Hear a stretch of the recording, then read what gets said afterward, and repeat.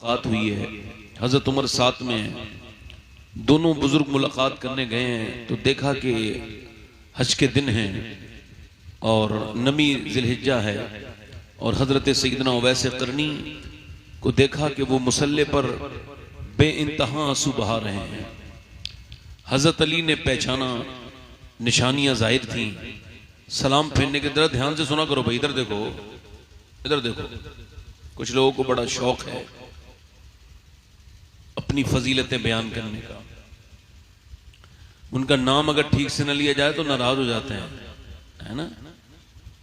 मेरा नाम यहां भी लो वहां भी लो, मुझे जानते नहीं हो तुम।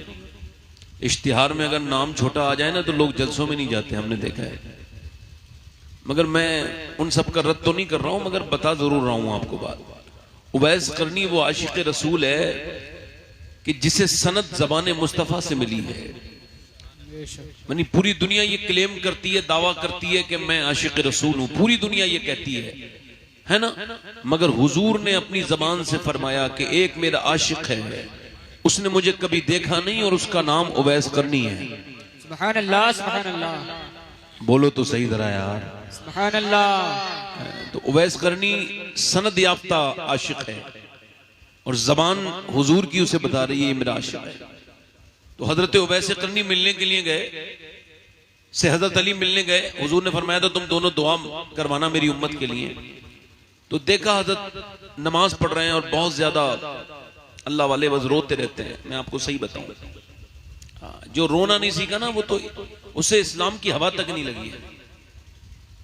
गौसुल आजम शेख अब्दुल कादिर जिलानी ने फुतूल गैब में इरशाद फरमाया, फरमाते हैं गौसुल आजम जो रात के वक्त में तन्हाई में अल्लाह के सामने रोना नहीं सीखा उसे इस्लाम की हवा तक नहीं लगी।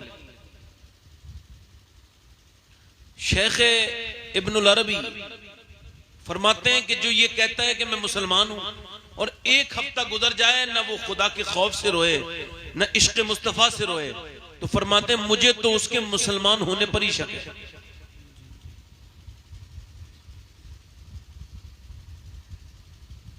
तो उवैस करनी रो रहे हैं।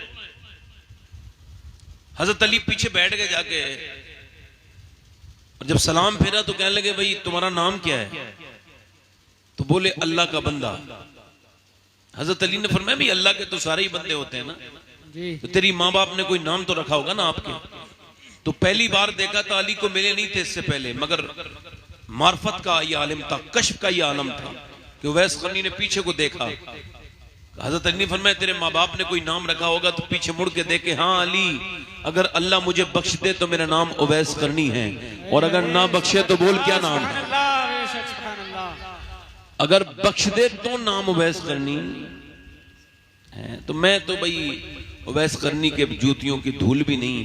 मौलाना साहब ने मेरी तारीफ की है, मैं किसी लायक नहीं, अपनी औकात सिर्फ इतनी है, कुछ नहीं बात सिर्फ इतनी है, कल भी टुकड़ों पे उनके पलते थे और अब भी टुकड़ों पे उनके पलते हैं। मुझे कभी फर्क नहीं पड़ता है पब्लिक ज्यादा हो या कम हो। ज्यादा पब्लिक कोई मेरी बख्शिश की जमानत नहीं बनेगी और कम पब्लिक मेरी बख्शिश में रुकावट नहीं बनेगी, है ना साहब।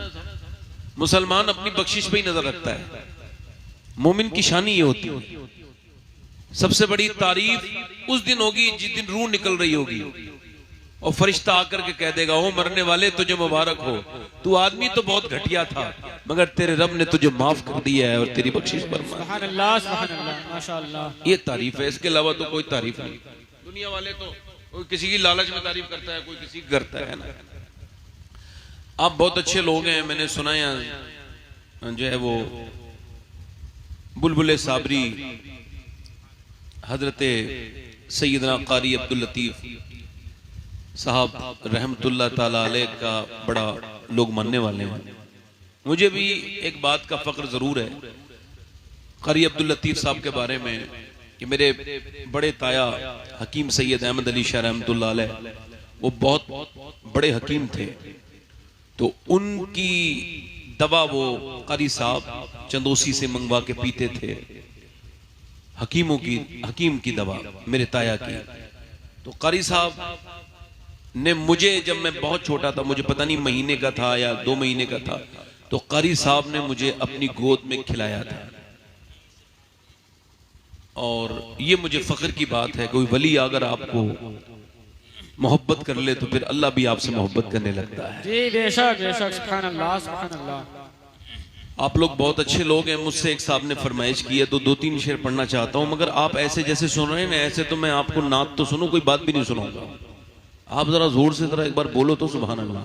सुभान अल्लाह। अजीब बात है, आप इंसान होकर नहीं बोलते हैं। एक आदमी बैल पे बैठ गया मदीने में और बैल को चलाना चाहता है। अच्छा, बैल का काम ये है कि वो चलता उलता नहीं, बैल काम के लिए बनाया गया। उलमा ने लिखा है और उलमा जानते हैं कि बैल किसी सवारी के लिए नहीं बनाया गया बल्कि काम के लिए बनाया गया है। तो ये उस पे बैठ के ना, उस पे चल के बैठ के उसे सवारी की तरह से इस्तेमाल करना चाहते हैं, वो नहीं चला। इन्होंने दूसरी मर्तबा किया, वो नहीं चला। उसने तीसरी मर्तबा मारा, वो नहीं चला।